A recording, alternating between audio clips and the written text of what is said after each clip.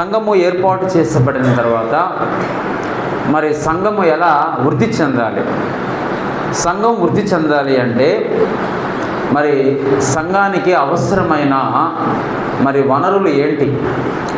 ఈనాటి కాలంలో మరి సంఘాలు వృద్ధి చెందాలి అంటే అవసరమైనవి రీసోర్సెస్ అనేవి దేవుడు సంఘంలో ఏర్పాటు చేసి పెట్టాడు.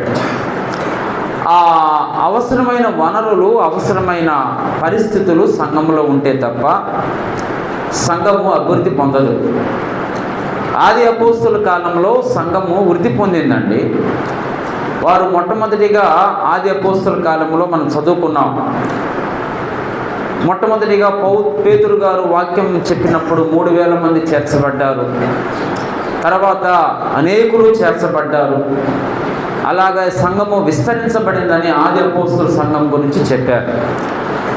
మరి ఆది అపోస్తుల కాలంలో ఆ సంఘము విస్తరించబడిందంటే, ఆ సంఘము దినదినము మరి వృద్ధి పొందిందంటే మరి ఆ సంఘాలలో ఉన్న ప్రాముఖ్యమైన విషయాలేంటి మనము అపోస్తులైన పౌలు గారు మనకు తెలియచేశాడు.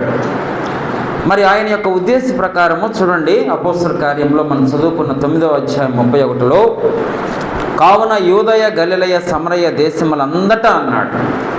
యూదయ గలిలయ సమరయ దేశముల అంతటా అన్నాడు.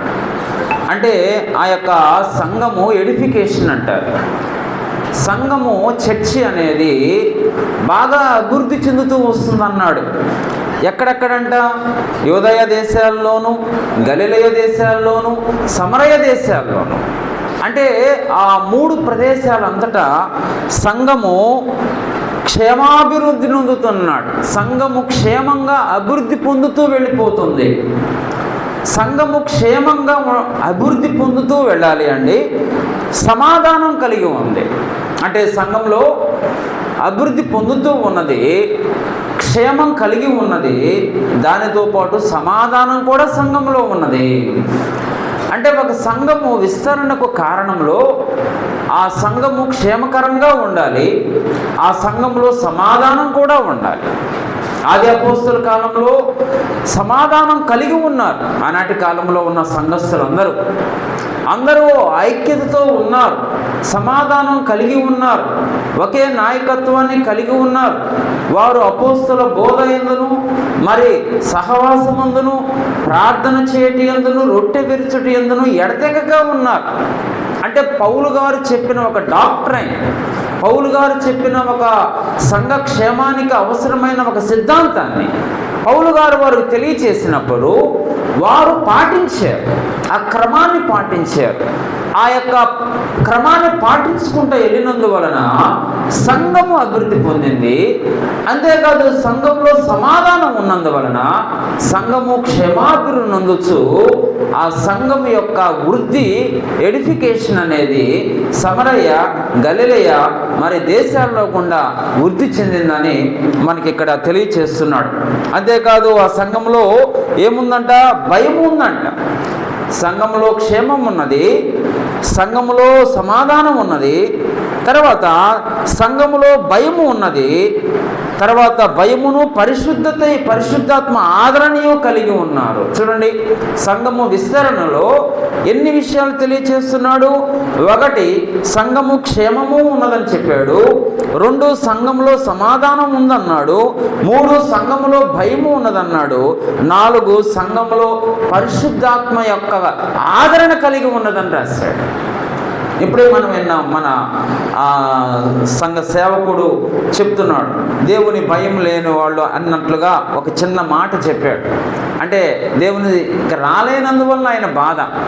అరే మరి ఏర్పాటు చేసుకున్నానే ఒక మరి మీటింగు, మరి ఈరోజు మరి వారు వస్తే ఎంతో బాగుండేది కదా, వారు అభివృద్ధి చెందుతారు కదా అన్న బాధతోనే సేవకుడు ఇక్కడ హెచ్చరిక చేశాడు. కనుక ఆనాటి కాలంలో ఉన్న సంఘము మరి ఈ 4 లక్షణాలు కలిగి ఉన్నందువలన ఆ సంఘము అభివృద్ధి పొందిందని అపోస్తుల కార్యాల్లో మనకి పౌలు గారు తెలియచేస్తున్నారు. అయితే ప్రాముఖ్యంగా అపోస్తుల పౌలు గారు ఈ సంఘం అభివృద్ధి పొందాలి అంటే మనకి 5 వ్యక్తులు కావాలని మనకి తెలియచేస్తున్నాడు. ఏమంటే సంఘము అభివృద్ధి పొందాలి అంటే, సంఘము క్షేమాభివృద్ధి పొందాలి అంటే, సంఘము వృద్ధి పొందాలి అంటే సంఘానికి 5 వ్యక్తులు కావాలి అని మనకి ఇదే అధ్యాయంలో తెలియచేస్తున్నాడు. యేసు ప్రభువుకి 5 గాయాలైనవి అంటారు.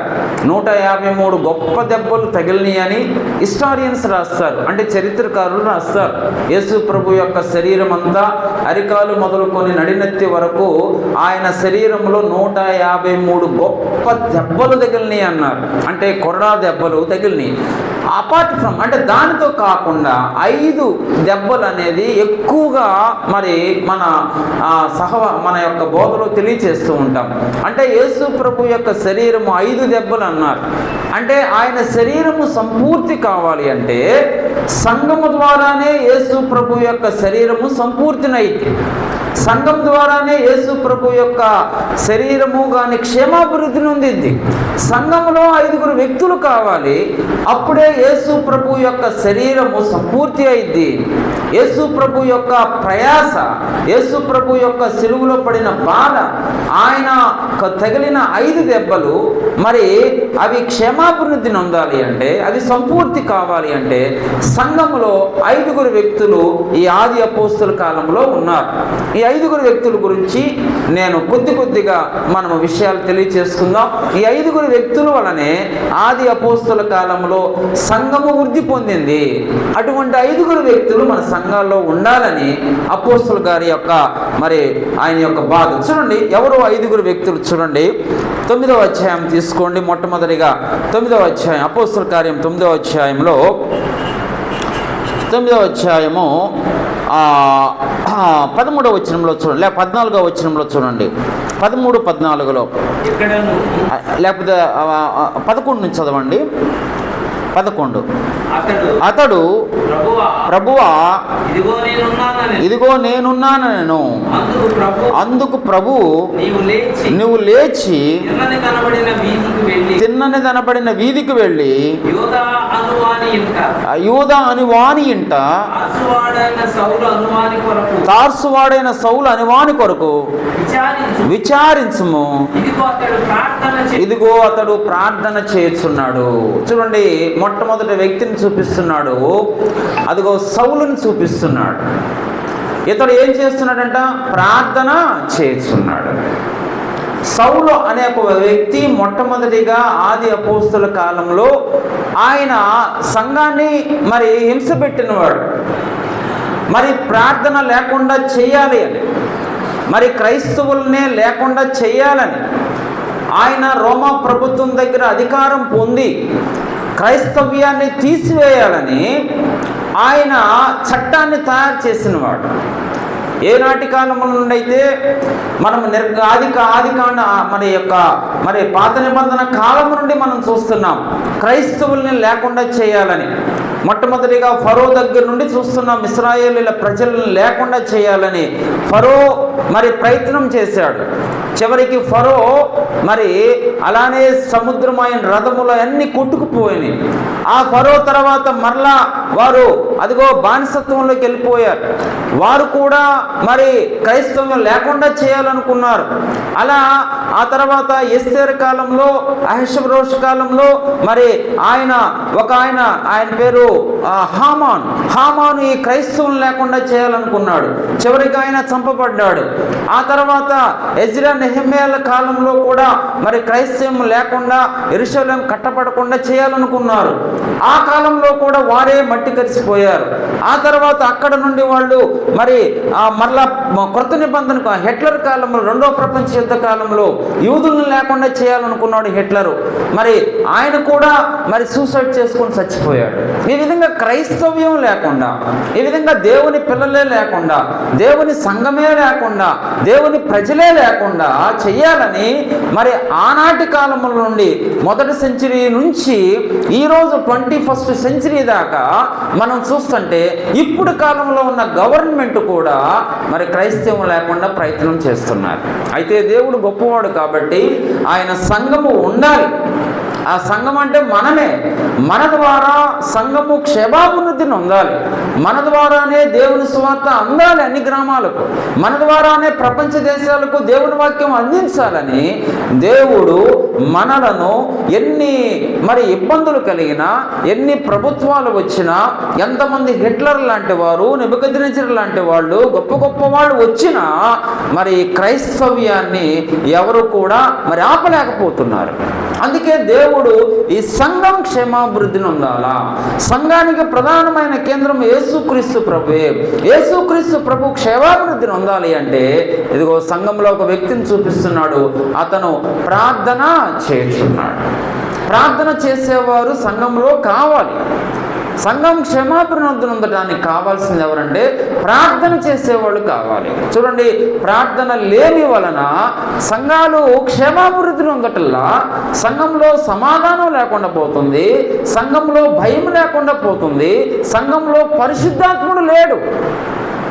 పరిశుద్ధాత్ముడు లేనందువలన ఆ సంఘంలో క్షేమాభివృద్ధి రాదు, ఆ సంఘము ఎడిఫికేషన్ రాదు, ఆ సంఘంలో సమాధానం ఉండదు. అందుకనే సంఘము క్షేమాభివృద్ధి అంటే ప్రార్థన చేసేవారు కావాలి. మనలో ప్రార్థనా పరులు లెగవాలి. ఇదిగో పరిచర్య చక్కగా జరగాలి అంటే ప్రార్థించేవారు సంఘంలో కావాలి. నేను మీ గ్రూప్లో ఒక గ్రూప్ ఉంది, అమ్మాయి సిస్టర్స్ ఫెలోషిప్ అనే గ్రూప్లో నేను చూస్తూ ఉంటాను. నేను చాలా సంతోషపడతాను. అన్న నా ప్రార్థన అయిపోయింది, అన్న నా ప్రార్థన అయిపోయింది, అక్క నా ప్రార్థన అయిపోయింది, నా ప్రార్థన అయిపోయింది అక్క అని మెసేజ్లు పెడుతూ ఉంటారు వాట్సాప్లో. చూసినప్పుడల్లా నేను ఎంతో సంతోషపడతా. సంఘంలో స్త్రీలందరూ ప్రార్థన చేస్తున్నారు. ఆ ప్రార్థన అనేది ప్రాముఖ్యం. ఆ మెసేజ్లు చూసినప్పుడల్లా బాగుంది కదా, చక్కగా ప్రతిరోజు నేను ఒకసారి చూస్తా వాట్సాప్ సిస్టర్ ఫెలోషిప్లో. చూసినప్పుడల్లా మెసేజ్లు ప్రతి ఒక్క సహోదరి నా ప్రార్థన అయిపోయింది, ఇదిగో ఈరోజు ఇక్కడ ప్రార్థన చేయాలి, ఈరోజు ఇక్కడ ప్రార్థన మనం కూడుకోవాలని ఏదో ఒక రోజు మెసేజ్ వస్తూనే ఉంటుంది గ్రూపులో. చూసినప్పుడల్లా నాకు అర్థమైందంటే సంఘంలో ప్రార్థన జరుగుతుంది అని అర్థం. కాబట్టి సౌలు ఒకప్పుడు పూర్వం దూషకుడును, హింసకుడును, హానికరుడే సౌలుగా ఉన్నప్పుడు. కానీ ఇప్పుడు ఆయన పౌలుగా మారబడిన తర్వాత సంఘము క్షేమాభివృద్ధి కోసము, సంఘము అభివృద్ధి కోసము ఆయన ఎన్ని దినాలు చెరసాల్లో ఉన్నాడో మనందరికీ తెలుసు. ఎన్ని దినాలు ఆయన చెరసాల్లో ఉండి ప్రార్థన చేశాడు. చూడండి, కొలస్సీయులకు రాసిన పత్రికలో చూడండి ఆయన చేసిన ప్రార్థన ఒకసారి మనం చూద్దాం. కొలస్సీయులకు రాసిన పత్రికలో చూడండి ఆయన చేస్తున్న ప్రార్థన మనం గమనిస్తున్నాం. కొలస్సీయులకు రాసిన పత్రిక 1వ అధ్యాయము 9వ వచనం నుండి 12వ వచనంలో చూడండి. అందుచేత ఈ సంగతి వినిన నాటి నుండి మేమును మీ నిమిత్తము ప్రార్థన చేయట మానక మీరు సంపూర్ణ జ్ఞానమును ఆత్మ సంబంధమైన వివేకమును గలవారును ఆయన చిత్తమును పూర్ణంగా గ్రహించిన వారినై ప్రతి సత్కార్యంలో సఫలగుచు దేవుని విషయమైన జ్ఞానముందు అభివృద్ధి పొందుచు అన్ని విషయములో ప్రభువును సంతోషపెట్టినట్లు ఆయనకు తగినట్లుగా నడుచుకొనవలనని ఆనందంతో కూడిన పూర్ణమైన ఓర్పును దీర్ఘశాంతమును కనపరచునట్లు ఆయన మహిమ శక్తిని బట్టి సంపూర్ణ బలంతో బలపరచబడవలనని తేజోవాసులైన పరిశుద్ధుల స్వాస్థ్యంలో పాలువారనట్లకు మనలను పాత్రులుగా చేసిన తండ్రికి మీరు కృతజ్ఞతాస్తులు చెల్లింపవలనని దేవుని బతిమాలుచున్నాను. చూడండి, ఇక్కడ పౌలు గారి యొక్క ప్రార్థన, నేను దేవుణ్ణి బతిమాలుచుకుంటున్నాను. దేని గురించి?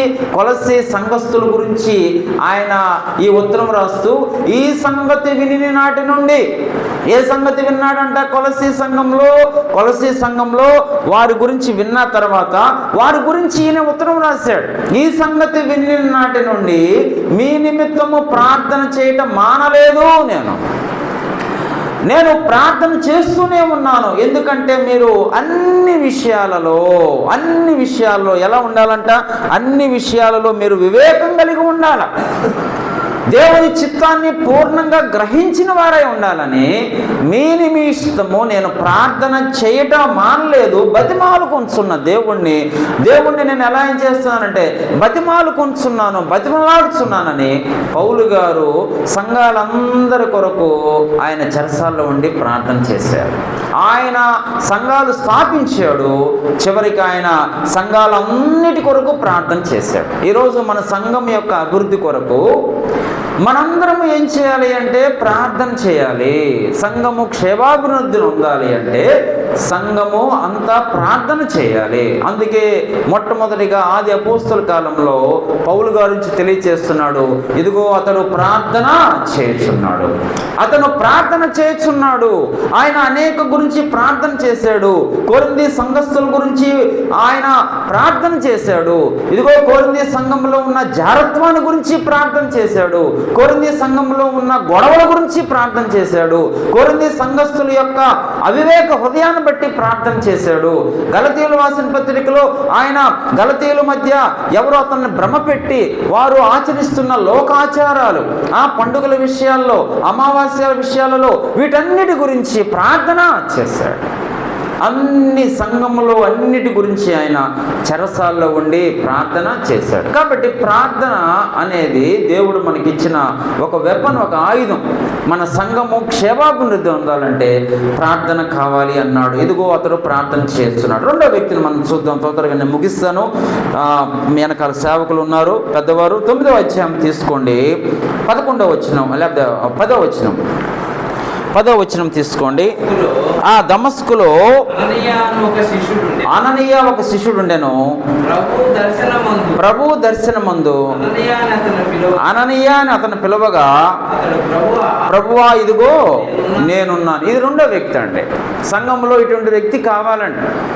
సంఘంలో ఈ వ్యక్తి ఎవరంటే అననీయ. అననీయ ఎటువంటి వాడంటే అందుబాటులో ఉంటాడు. ప్రభు పిలవంగానే ఇదిగో నేనున్నాను ప్రభువా, I'm ready to do anything, ఏదైనా చేయడానికి నేను సిద్ధంగా ఉన్నానయ్యా. ప్రభువా ఇదిగో నేనున్నాను, చెప్పు, ఏం చేయాలి చెప్పు అంటే. సంఘము వృద్ధి పొందాలి అంటే అందుబాటులో ఉండాల. సంఘస్థులు సేవకుడికి అందుబాటులో ఉండాల. అయ్యా ఈరోజు సువార్త ఉన్నది అన్నా, నేనున్నానన్నా, నేను వస్తాను అన్నా, ఇదిగో మైక్ పట్టుకోవడానికి నేను వస్తానన్నా అన్నా, లేకపోతే నేను కరపత్రులు పట్టాను నేను వస్తానన్నా, ఇదిగో అన్నా, ఇదిగో అయ్యా ఈరోజు మనము అక్కడికి పోయి సువార్త ప్రకటిద్దాం, నేనున్నానన్నా, అయ్యా ఈరోజు మనం అక్కడికి వెళ్ళాలి, నేనున్నానన్నా. అంటే అందుబాటు, సంఘంలో అందుబాటులో ఉన్నవాడు కావాలా. అందుబాటు లేకపోతే సేవకుడు కష్టపడతాడు. సేవకుడికి సహాయకరంగా సంఘంలో ఉన్నవాళ్ళు అందుబాటులో ఉండాలి. ఎప్పుడు పిలిచినా సంఘంలో సేవకుడు ఎప్పుడు పిలిచినా అందుబాటులో వారు ఉంటే, అననీయ లాంటి వాళ్ళు ఉంటే మరి సంఘము అభివృద్ధి పొందిద్ది. కనుక అందుబాటులో ఉన్నవాడు కావాలా. మరి అననీయ గురించి కొద్ది మాటలు మనం చదువుకున్నాం. అననీయ ఎటువంటి వాడు చూడండి, 9వ అధ్యాయం తీసుకోండి. అదే 9వ అధ్యాయము లేక 10వ వచనంలో చూడండి, లేకపోతే 22వ చూడండి అండి. 9వ అధ్యాయము 22వ వచనంలో చూడండి ఆయన గురించి కొద్ది మాటలు. అయితే సౌలు మరి ఎక్కువగా, ఒక్క నిమిషం నేను క్షమించండి, ఆయన అననీయ గురించి మనకు కొన్ని విషయాలు మనకి ఇక్కడ రాసి పెట్టాడు. 22వ అధ్యాయం తీసుకోండి, అపోస్తల కార్యాలు 22వ అధ్యాయము 12 నుంచి చూడండి. 12 వచనం, 22వ అధ్యాయం 12వ వచనం. అంతటా ధర్మశాస్త్రం చొప్పున భక్తిపరుడును అక్కడ కాపురం ఉన్న యూదులందరి చేత మంచి పేరు పొందినవాడునైనా అననీయ అని ఒక మనుష్యుడు. చూడండి, అననీయ గురించి ఒక విషయం తెలియచేశాడు. ఏంటంటే మంచి పేరు పొందిన ఒక వ్యక్తి. సంఘంలో అందుబాటులో ఉండవలసిన వారు ఎలా ఉండాలి అంటే మంచి పేరు పొందేవారు ఉండాలి. అననీయ మంచి పేరు పొందినవాడు. అంతేకాదు అననీయ సంఘంలో అందుబాటులో ఉన్నవాడు. అందుకనే సంఘంలో క్షేమాభివృద్ధిని పొందాలి అంటే, సంఘం అభివృద్ధి పొందాలి అంటే మంచి పేరు కలిగిన వాడు కావాలి. ఆ మంచి పేరు కలిగిన వాళ్ళు అందుబాటులో ఉండాలి. చాలాసార్లు మరి అందుబాటులో లేక కొన్ని సందర్భాల్లో పరిచర్యలు ఆగిపోయినవి చాలా ఉన్నాయి. సేవకుడికి అందుబాటులో లేక ఆనాటి కాలంలో యేసుక్రీస్తు ప్రభువుల వారు తన శిష్యులతో కూడా ఇదే చెప్పాడు. ఏమని చెప్పాడు? అయ్యా, నా సమయం పూర్తయిపోతుంది, నన్ను అప్పగించటానికి, నన్ను పట్టుకోవటానికి రోమా సైనికులు వస్తున్నారు, నా నిమిత్తం ప్రార్థన చేయండి అయ్యా, అదిగో వారు వస్తున్నారు ఇక అని యేసు ప్రభువుల వారు గెత్సెమనే తోటలో ఆయన చివరి దినంలో ఆయన చేసే ప్రార్థన సమయంలో ఆయన ప్రార్థన చేస్తుంటే శిష్యులు నిద్రపోయారు. ఆయన ప్రార్థన చేసి ఎందుకు ప్రార్థన చేస్తున్నాడు? నీ కొరకు, నా కొరకు, మనందరి యొక్క పాప దోషములను ఆయన భరించడానికి, మనలను పరిశుద్ధులుగా చేయటానికి, మన పాపమును దోషమును కడిగివేయటానికి ఆయన ఒక గొప్ప యాగాన్ని తలపెట్టాడు. ఆ యాగాన్ని పూర్తి చేయడానికి ఆ గెత్సెమనే తోటలో ఆయన ప్రార్థన చేస్తున్నప్పుడు శిష్యులతో చెప్పింది అదే, అయ్యా నా గురించి మీరు ప్రార్థన చేయండి అంటే ఆయన ప్రార్థన చేసి వచ్చిన తర్వాత శిష్యులు నిద్రపోతున్నారు. అంటే చూడండి, శిష్యుల గురించి అప్పుడు ఆ యేసు ప్రభువుల వారు ఎంతగానో బాధపడ్డాడు. ఇక్కడ చూడండి, ఆయన ఎటువంటి వాడంటే అననీయ, అదిగో మంచి పేరు పొందినవాడు. సంఘంలో మనము మంచి పేరు పొందినవారు కావాలి. రెండవదిగా సంఘంలో ఉన్నవారు అందుబాటులో ఉండాలి.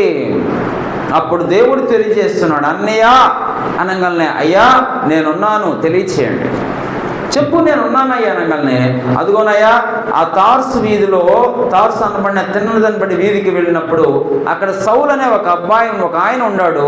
ఆయనకు అదిగో కళ్ళు పోయినాయి, ఆయన గుడ్డివాడిగా ఉన్నాడు, చూపు పొందినట్లుగా ప్రార్థన చేయమని అననీయను దేవుడు పంపించినప్పుడు అననీయ దేవుడు చెప్పిన ప్రకారంగా, దేవుడు చెప్పిన మాట ప్రకారంగా వెంటనే ఆయన దగ్గరికి వెళ్ళి అదిగో ఆయన ప్రార్థన చేసినప్పుడు ఆ యొక్క సౌలు గారి యొక్క కళ్ళు పొరలు మరి పోయినప్పుడు ఆయన చూపి పొందాడు. చూడండి, అననీయ చేసిన పరిచర్య ఏంటంటే సంఘంలో ఎప్పుడు అందరూ అందుబాటులో ఉండాలి.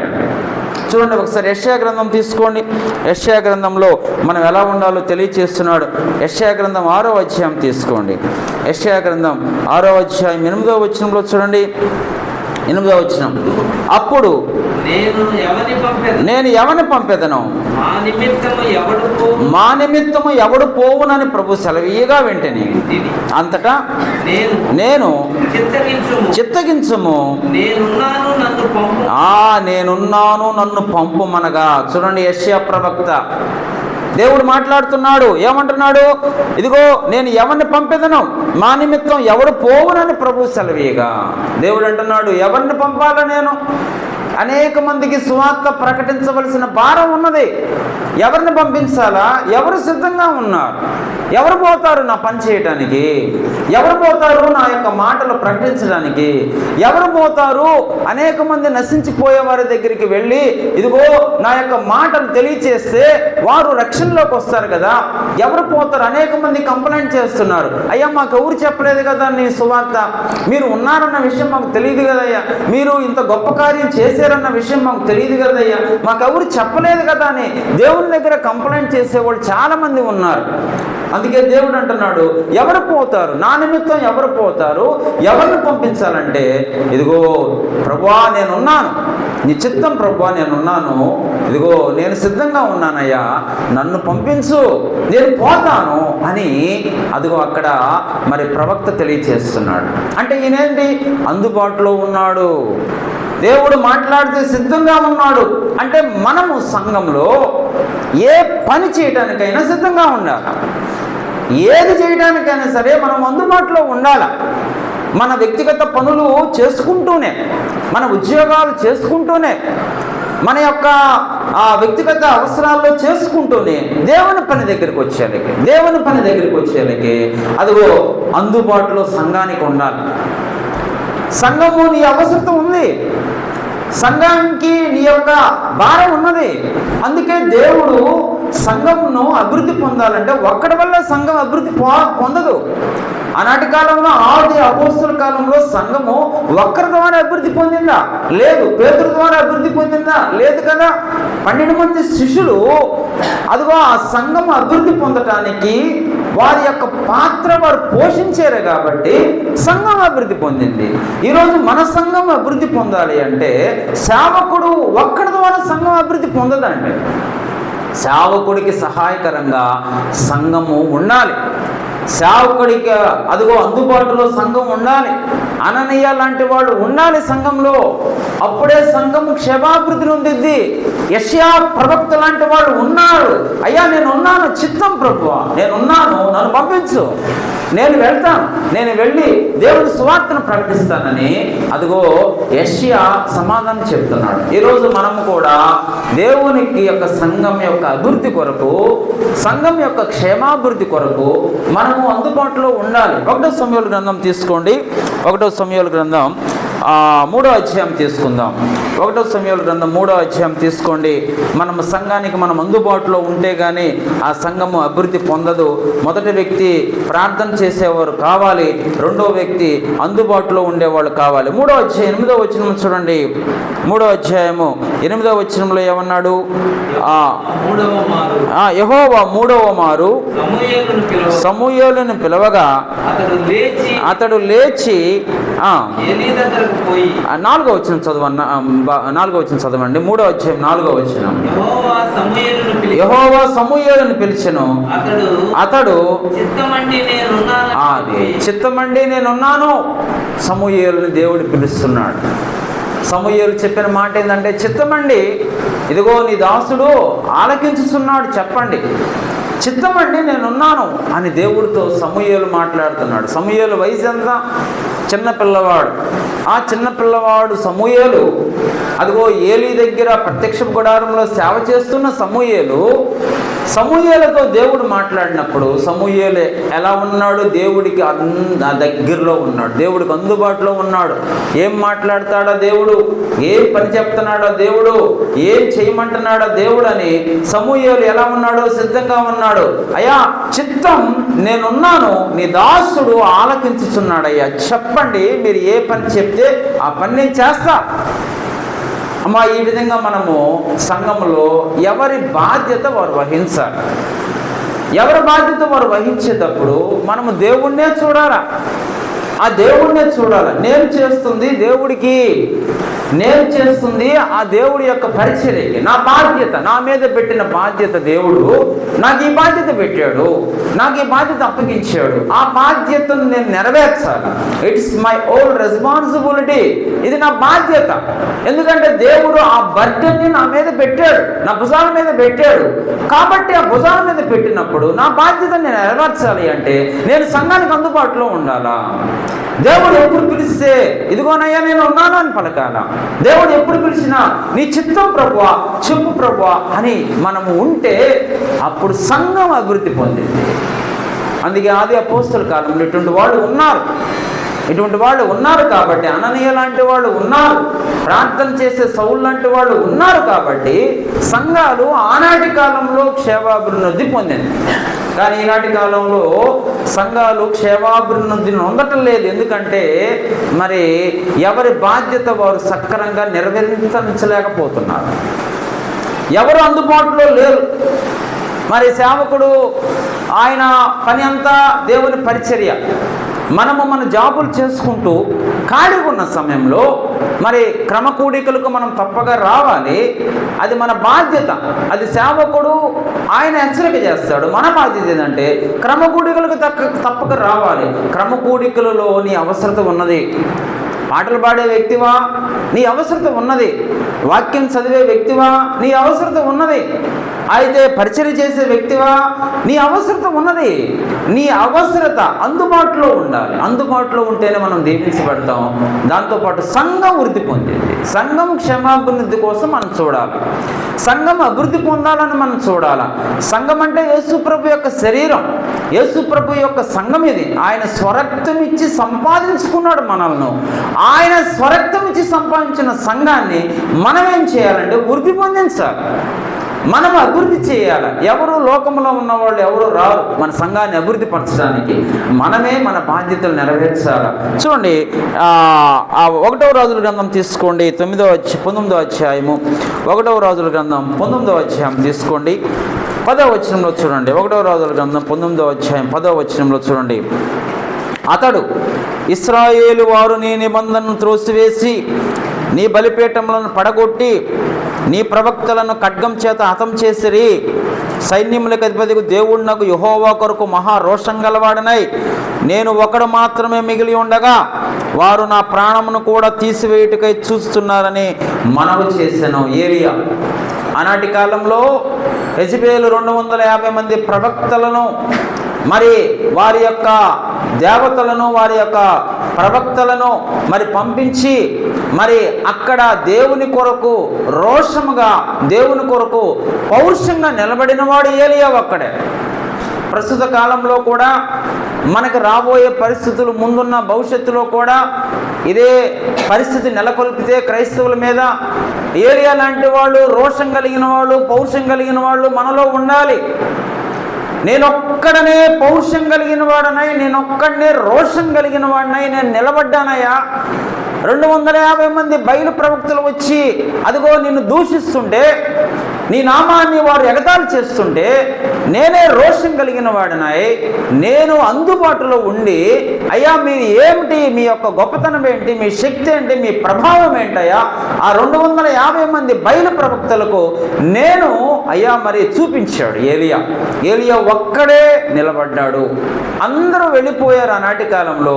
ఏలియా ఒక్కడే అక్కడ అదిగో దేవుని కొరకు నిలబడ్డాడు. ఏలియా ఒక్కడే నేను ఉన్నానయ్యా, నేను ఒక్కడనే పౌరుషంగా ఉన్నాను, నేను ఒక్కడనే రోషం కలిగిన వాడినై నీ కొరకు నేను సేవ చేశాను, నీ కొరకు ఆకాశం నుండి అగ్ని దింపానయ్యా, నీ కొరకు ఆకాశం నుండి అగ్ని దింపి ఆ బయలు ప్రవక్తలందరూ సిగ్గుపడే విధంగా, పారిపోయే విధంగా మీ శక్తిని, మీ ప్రభావాన్ని నేను అయ్యా అక్కడ చూపగలిగానని అక్కడ ఏలియా ఒక్కడే ఆయన బాధ్యతను అక్కడ నెరవేర్చాడు. ఏమండి, సంఘంలో ఒక్కోసారి సేవకుడు లేనప్పుడు, లేకపోతే ఒక్కోసారి ఎవరూ లేనప్పుడు మీరొక్కరే ఉన్నారనుకోండి, మీరొక్కరి మీదే ఆ రోజు నీ బాధ్యత. దేవుడు మీకు అప్పచెప్పాడు ఆ రోజు ఆ పరిచర్య నీకొక్కడికి అప్పచెప్పాడు. ఎవరు లేరే, ఎవరు రావట్లేదే, అది కాదు దేవుడు. మరి ఏలియాకి ఎవరు వచ్చారు ఆ రోజు? ఏలియా పక్కన ఎవరు నిలబడ్డారు? ఆయన ఛాలెంజ్ విసిరేశారు. ఆ యెజబెలు మొత్తాన్ని ప్రేరేపణ చేసింది. ఏలియాని చంపడానికి ఎదురు చూశారు కదా. ఆ రోజు ఏలియా ఒక్కడే నిలబడ్డాడు కదా, భయపడలా. నా దేవుడు ముందర ఆమె భయపడలా, ఒక్కడే తన బాధ్యతను నెరవేర్చాడు. సంఘంలో మన బాధ్యత ఒక్కరమైనా మనం నెరవేర్చాలి. వారు వచ్చారా, వీరు వచ్చారా మనకు సంబంధం లేదు. నా బాధ్యత నేను నెరవేర్చాలి సంఘంలో. నా రెస్పాన్సిబిలిటీ ఏంటి, నా బాధ్యత ఏంటి? అననీయకు చెప్పాడు దేవుడు. ఏం చెప్పాడు దేవుడు? నాకు ఇది చెప్పాడు. వెళ్ళిపోయాడు అననీయ ఏమి సాకులు చెప్పలా, ప్రార్థన చేయమన్నాడు, ప్రార్థన చేసి వస్తానని వెళ్ళాడు. అట్లానే దేవుడు మనకు అప్పచెప్తాడు బాధ్యత. నీ బాధ్యత ఇది, నువ్వు ఒక్కడిపై వెళ్ళి సంఘంలో పట్టల బరువు అన్నాడు అనుకోండి, వచ్చి పట్టలు బరవాలి. లేదా నీ ఒక్కడి బాధ్యత వచ్చి నువ్వు అదిగో ఇవన్నీ ఓడవమన్నాడు అనుకోండి, మనం వచ్చి మనం ఒక్కరమే బాధ్యతగా చేసుకోవటమే. ఇది ఎవరి పని? దేవుని పని. సంఘము క్షేమాభివృద్ధి కొరకు మనందరం పార్టిసిపేషన్ చేస్తున్నాం. ఇది ఒకరి కొరకు మనం చేయటంలా, దేవుని కొరకు చేస్తున్నాం. దేవుని యొక్క శరీరము, ఆయన యొక్క సంఘము, ఆయన క్షేమాభివృద్ధి నందు కొరకు నా పాత్ర ఏంది? ఊడ్చినా పర్లా, నా బాధ్యత ఊడవటం. ఓకే, ఊడ్చేస్తాను, వచ్చేసి ఊడ్చేస్తాను. నేను ఒక్కదాన్నే వచ్చి ఊడుస్తాను, నేను ఒక్కదాన్నే వచ్చి అదిగో అన్ని సరిచేస్తాను. ఎవరు లేరా? నేను ఒక్కడనే పాటలు పాడుకుంటా. ఎవరు లేరా? ఒక్కడనే పాటలు పాడుకుంటా, ఒక్కడనే వాక్యం చెప్పుకుంటా, ఒక్కడనే నా బాధ్యత నేను నెరవేరుస్తాను. ఇలా ఎవరి బాధ్యతలు ఎవరు మనము చూసుకుంటామంటే సంఘం క్షేమాభివృద్ధిని వద్ది దేవుడు దీవిస్తాడు, సంఘాన్ని దీవిస్తాడు, సంఘంలో సమాధానం ఉంటుంది, మనము మన కుటుంబాలు దీవించబడతాయి, మనము మన పిల్లలు ఆశీర్వదించబడతారు.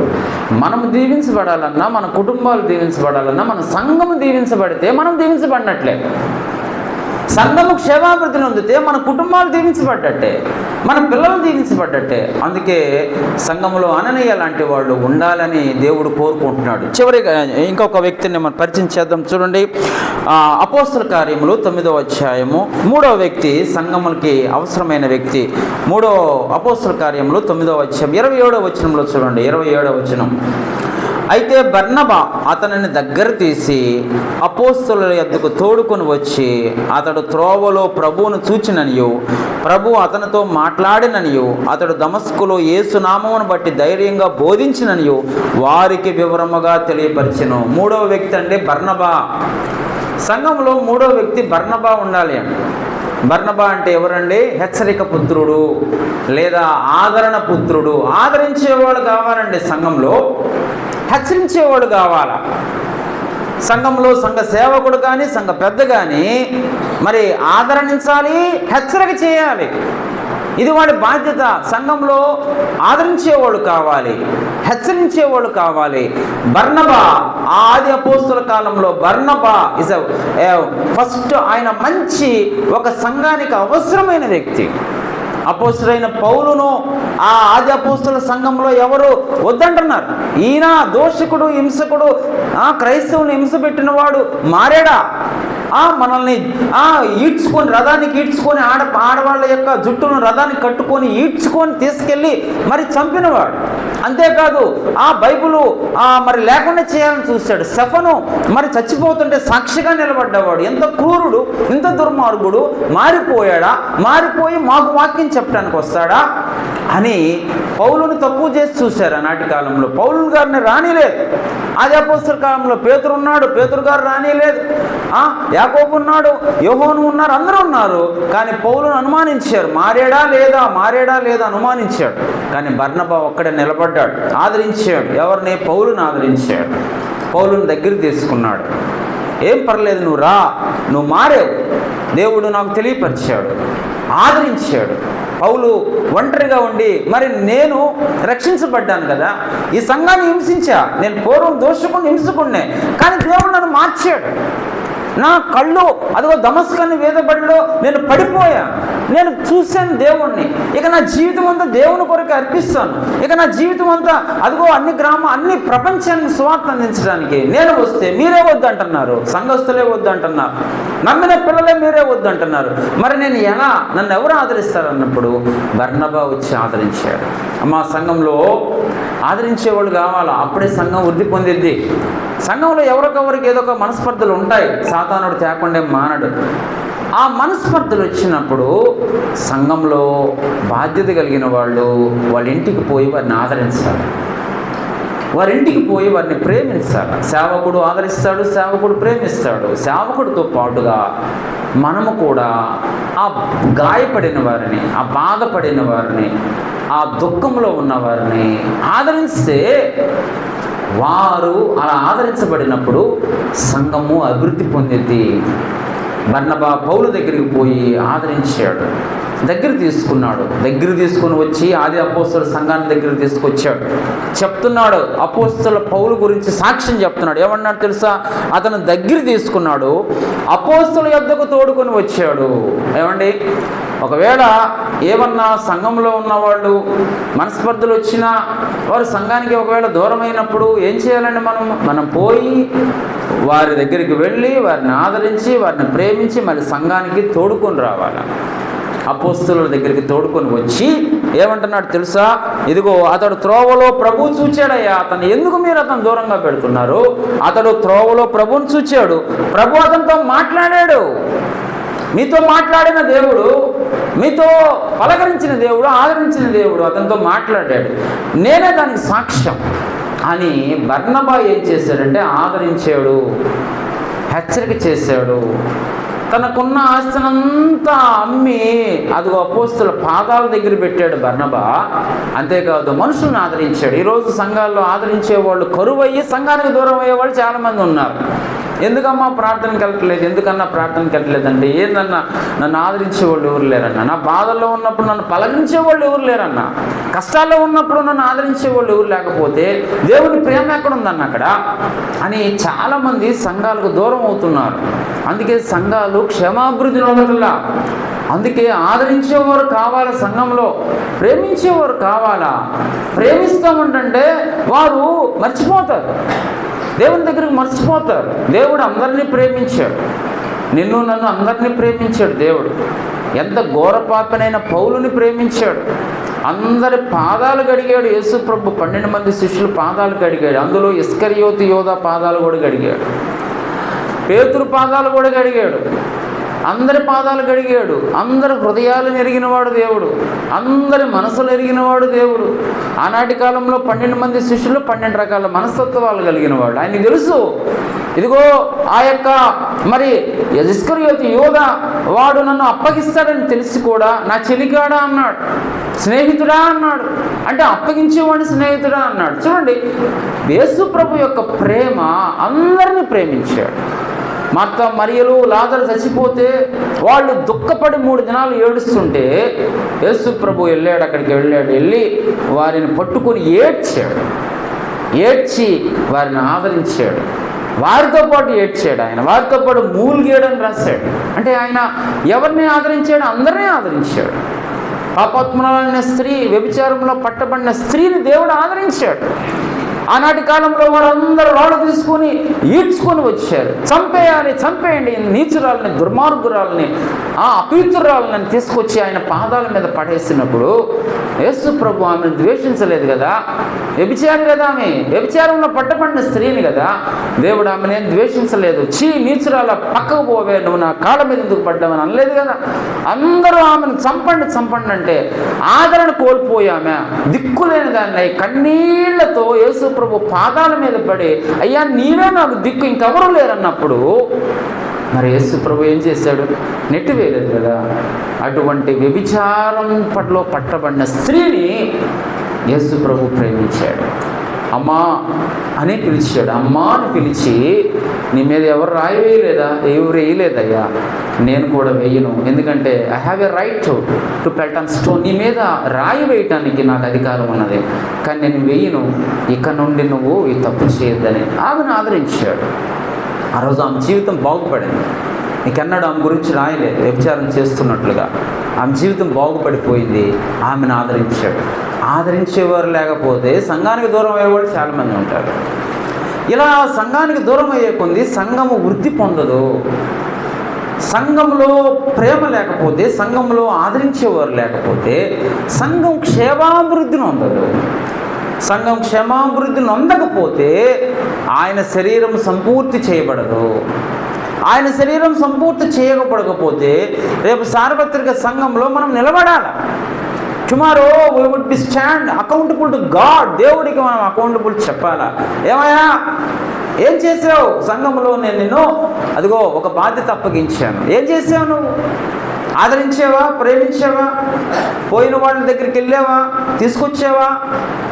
యేసు ప్రభు ఎన్నిసార్లు తిడుతున్నా కూడా వెళ్ళేవాడు. అసహించుకున్న వాళ్ళ గ్రామాలకే వెళ్ళేవాడు. ఎందుకు? ఆయనకి అంత పరమాత్ముడికి, అంత సృష్టికర్త అయిన దేవుడికి వారి చేత అవమానించబడాల్సిన అవసరం ఏంది?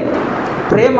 ఆదరిస్తే మనుషులు కఠినుడైనా మారుతాడు, ఎంత దుర్మార్గుడైనా మారిపోతాడు. A notorious criminal can be changed by only comfort. అంటే ఆదరించడం, ప్రేమించడం ద్వారా, ఆదరించడం ద్వారా కరుడుగట్టిన నేరస్తుడు కూడా మారిపోతాడు. అది ప్రపంచానికి ఆయన చూపించిన ప్రేమ. ఆదరించటం కావాలి.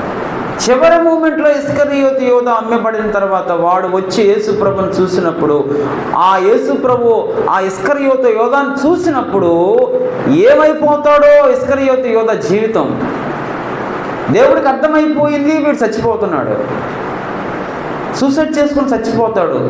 ఏమి ఇలా ఎందుకు చేసుకున్నాడని అప్పగించిన వాడిని దేవుడు ప్రేమించాడు. చెలికాడా, నా స్నేహితుడా, ఏమైపోతావురా, why did you do this? ఎందుకు ఇలా చేసావు అని యేసు ప్రభు ఇస్కరియోతు యోధాను చూసి ఆయన కూడా ఆ క్షణంలో బాధపడ్డాడు. ఆయన ఆ యొక్క భయంకరమైన కొరడా దెబ్బలతో తింటూ కూడా ఆ ఇస్కరియోతు యోధాను చూసి, అంటే చెడిపోయిన వాడిని చూసి, యేసు ప్రభుకు దూరంగా వెళ్ళిన వాడిని చూసి, అయ్యో వీడు మరి వెళ్ళిపోతున్నాడే, వీడి సంఘంలో నుంచి నా దగ్గర నుంచి వెళ్ళిపోతున్నాడే, శిష్యుల దగ్గర నుంచి వెళ్ళిపోతున్నాడే, ఏమైపోతాడో వీడి జీవితం అని యేసు ప్రభు ప్రేమించాడు, ఆదరించాడు. కనుక హెచ్చరిక పుత్రుడు అంటే సంఘంలో ఆదరించేవాళ్ళు కావాలా. అందుకే ఆది అపోస్తలుల కాలంలో వీళ్ళు ఉన్నారు, మంచి ప్రముఖులు వీళ్ళు. ఒకరు సౌలు ప్రార్థన చేసేవాళ్ళు ఉన్నారు, 2 దగ్గరగా అందుబాటులో ఉన్న అననీయ ఉన్నాడు, 3 ఆదరించే పుత్రుడు ఉన్నాడు. 4వ వ్యక్తిని చూసి మనం ముగించుకుందాం. చూడండి, అపోస్తలుల కార్యం తీసుకుందాం. అపోస్తుల కార్యము ఒకసారి 9వ అధ్యాయం తీసుకుందాం. 9వ అధ్యాయం 32వ వచనం. అపోస్తుల కార్యములు 9వ అధ్యాయం. అదే 9వ అధ్యాయంలోనే వీళ్ళు 5 మనుషులు మనకు కనిపిస్తారు. 32. ఆ తర్వాత పేతురు సకల ప్రదేశంలో సంచారం చేయొచ్చు లొద్దలో కాపురమున్న పరిశుద్ధుల యొద్దకు వచ్చెను. ఇప్పుడు 4వ వ్యక్తి పేతురు. సంఘంలో పేతురు లాంటి వాళ్ళు కావాలి అంటే పేతురు ఏం చేస్తాడు?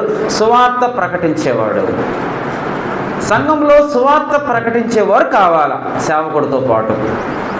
ఇప్పుడు పేతురు ఏం చేస్తున్నాడు? అక్కడ సకల ప్రదేశములో సంచారం చేయొచ్చు, ఎక్కడ కాపురం ఉన్నారో వారు పరిశుద్ధుల యొద్దకు వచ్చి అక్కడ పక్షవాయు కలిగి 8 ఏండ్ల నుండి మంచం పట్టిన వాడిని బాగు చేశాడు. ఈ విధంగా పేతురు దేవుని వాక్యాన్ని ప్రకటించుకుంటూ అనారోగ్యం కలిగిన వారిని స్వస్థపరుస్తూ ఆయన దేవుని సువార్తను ప్రకటించుకుంటా వెళ్ళిపోయాడు పేతురు. అంటే సంఘంలో పేతురు లాంటి బాధ్యత కలిగిన వాడు ఉండాలి. వీళ్ళు ఏం చేయాలండి?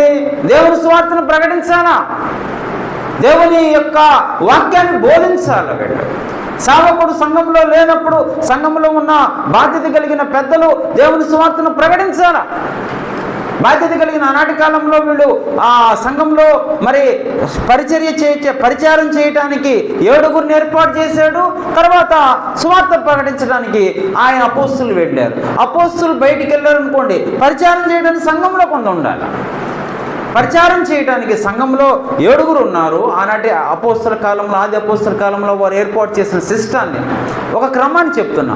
అంటే సేవకుడు బయటికి వెళ్ళినప్పుడు దేవుని సువార్తను ప్రకటించడానికి ఆయన వెళ్ళినప్పుడు సంఘాన్ని నడిపించడానికి, సంఘాన్ని మరి క్రమపరచడానికి, మరి సంఘంలో సువార్త బోధించడానికి, లేదా సంఘంలో ఆయన బోధ చేయడానికి పేతురు లాంటి వాళ్ళు కావాలి. పేతురు చేస్తున్న పని ఏంటంటే సువార్తను ప్రకటించడానికి అనేక గ్రామాలు తిరుగుతూ అదిగో ఆయన అనేక మందిని సంఘానికి చేరుస్తున్నాడు. ఆయన సువార్త ప్రకటించడం, ఆడ ఒప్పింపజేయటం, సంఘంలో చేర్చడం. ఈయన పని ఇది. అంటే సంఘం అభివృద్ధి పొందుతుంది. ఎవరి పని వాళ్ళదే.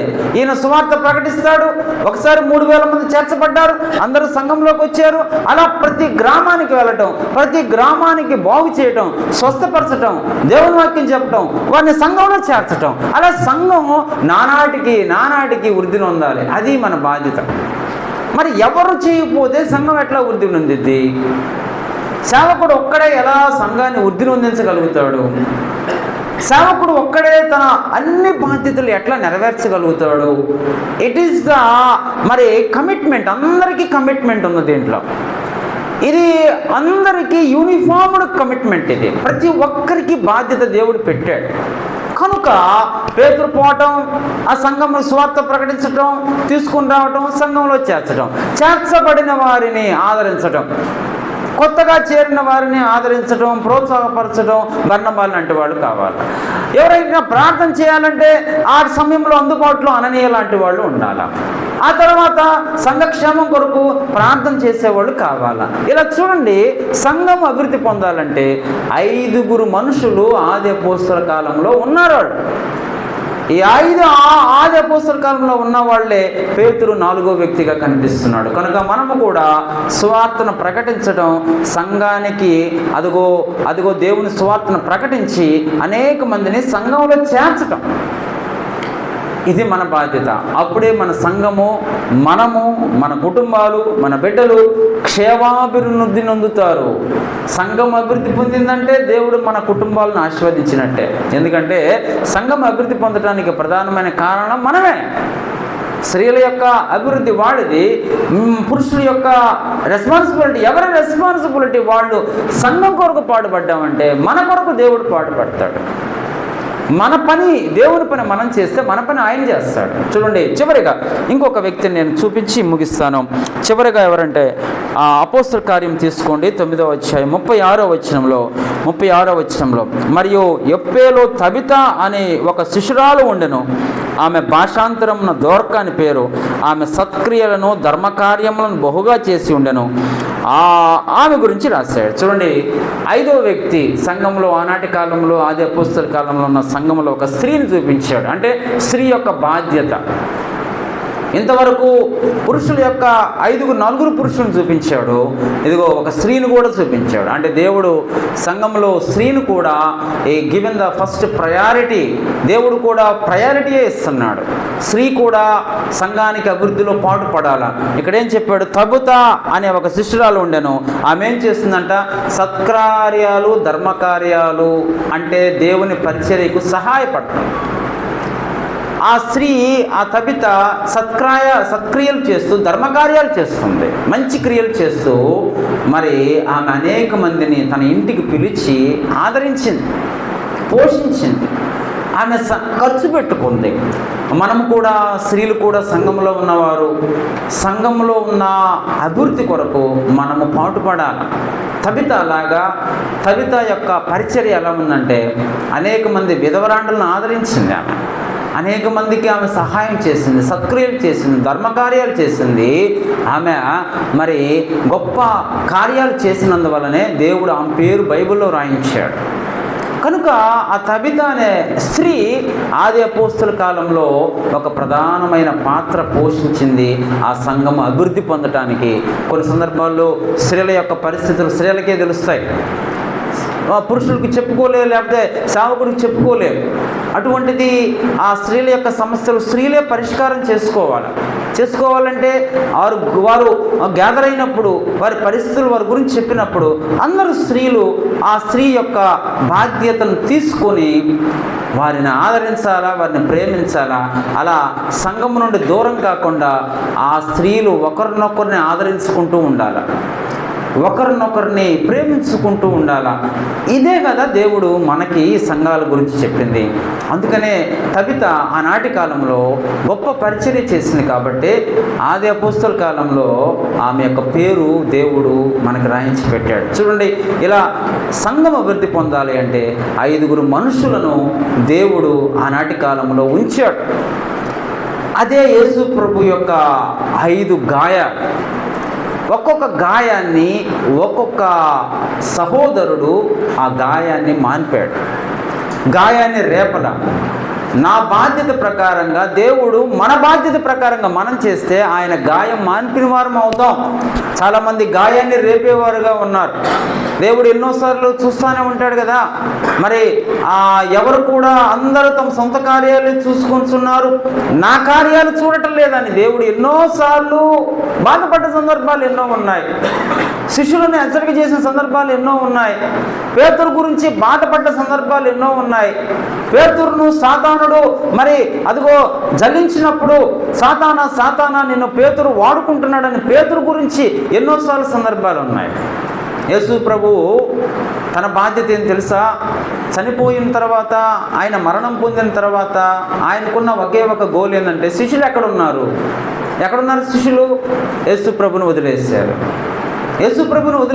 ఏం చెప్పాడు? చనిపోకముందు ఏమన్నారు శిష్యులకి? మీరు సువార్త ప్రకటించండి అంటే ఆయన చనిపోయిన తర్వాత వారు భయపడిపోయి మరలా చేపలు పట్టుకోవడానికి మరలా సముద్రం దగ్గరికి వెళ్ళారు. ఎంత బాధపడి ఉంటాడు యేసు ప్రభు? గాయాన్ని రేపటం అంటే ఇదే. గాయాన్ని మానపడం అంటే బాధ్యతను నెరవేర్చడమే. అదిగో అపోస్తలుడైన పౌలు పూర్వం దోషకుడు, పూర్వం గాయపరిచాడు, కానీ పౌలు ఆయన గాయాన్ని మాన్పాడు. Is ready to die. అతను ఇక ఆ తల నరికించుకున్నాడు. అదిగో ఆ రోమిల చక్రవర్తుల దగ్గర తలాన్ని ఎలా నరికించుకున్నాడు, అలానే ఆయన తలను నరికివేశాడు. దేవుని కొరకు ఆయన హతసాక్షి అయిపోయాడు, గాయాన్ని మాన్పాడు. ఆయన శిష్యులు సముద్రం దగ్గర ఆ చేపలు పట్టుకోవడానికి వెళ్ళినప్పుడు వెతుక్కుంటా వెళ్ళాడు. అక్కడి సముద్రం దగ్గరికి వెళ్ళి యేసు ప్రభు అంటున్నాడు, నువ్వు నన్ను ప్రేమిస్తున్నావా పేతురు? డూ యు లవ్ మీ? నువ్వు నిజంగా నన్ను ప్రేమిస్తున్నావా? అదేంటి ప్రభు, నేను ప్రేమిస్తున్నాను కదా. నువ్వు నన్ను ప్రేమిస్తున్నావా అని 3 సార్లు అడిగాడు.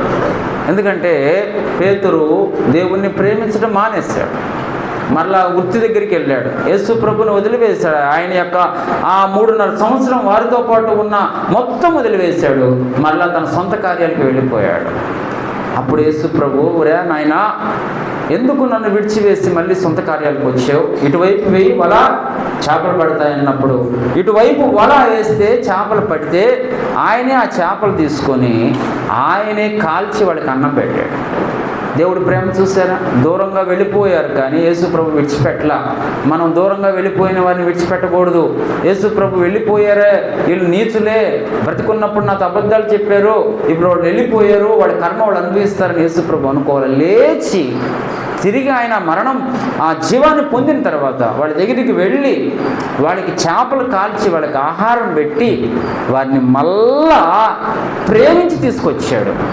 ఆయన ప్రేమ వలన ప్రపంచం మొత్తానికి స్వార్థం అందించారు. వాళ్ళు హతసాక్షులుగా మారబడ్డారు.